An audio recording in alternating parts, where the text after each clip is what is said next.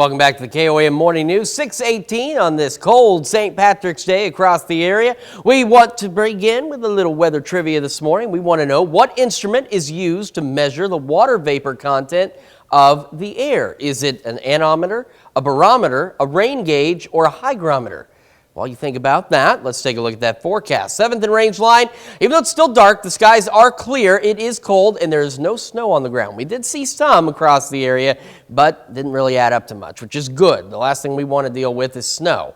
All right, MoDOT camera 20th and Range line looks good as well, but it is cold out there. How cold is it? Well, it's this cold. 28 in Joplin. It's feeling like 19. That's with the northwest breeze at about 10 miles an hour. We got cold quick behind that front yesterday, and it is very chilly to start. 26 Iola, 27 in Yates Center, 28 Neodesha Parsons, 30 Chetopa Miami, 29 Neosho, 28 in Carthage, Lamar, and Nevada as we get our day started. And you factor in that breeze, and it feels like 15 in Iola is the cold spot. 18 Yates Center, Neodesha. Feels like 22 in Pittsburgh, 18 in Lamar, and feels like 20 down in Miami. We are upwards of about 30 degrees colder now than what we were 24 hours ago, but you don't really need to see this map to know that it has gotten considerably colder since yesterday.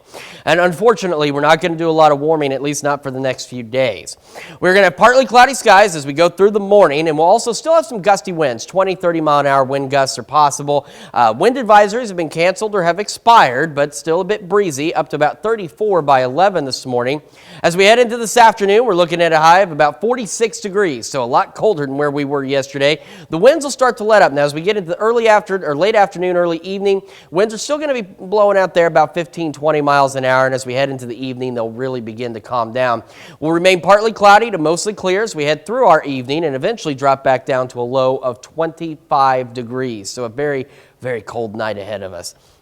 All right, so what instrument is used to measure the water vapor content of air? Well, if you happen to pick D, hygrometer, you would have been correct. As a matter of fact, there are different types of hygrometers. For example, the metal coil type uses a coil and paper strings, and there's the hair tension type, which, believe it or not, uses human or animal hair to measure the moisture in the atmosphere. So, thankfully, I don't have any hair. All of it went to hygrometers. We have got another cold weekend. 38 tomorrow, 42 on Sunday. Very chilly for us. Very first day of spring. It's a little bit milder, still below average, but better. Cloudy, 55 degrees. We see our overnight lows start to warm up as our high temperatures warm up, which will be nice. 59 on Tuesday, mostly cloudy, maybe some scattered showers in the evening on Wednesday, breezy, 63. More thunderstorm chances as we head into Thursday, but much warmer, 68. And even with these thunderstorm chances cooling us off, they do not have the same punch as the system that just came through. So we only drop back down to about 60 on Friday, which puts us back to about average with some scattered showers.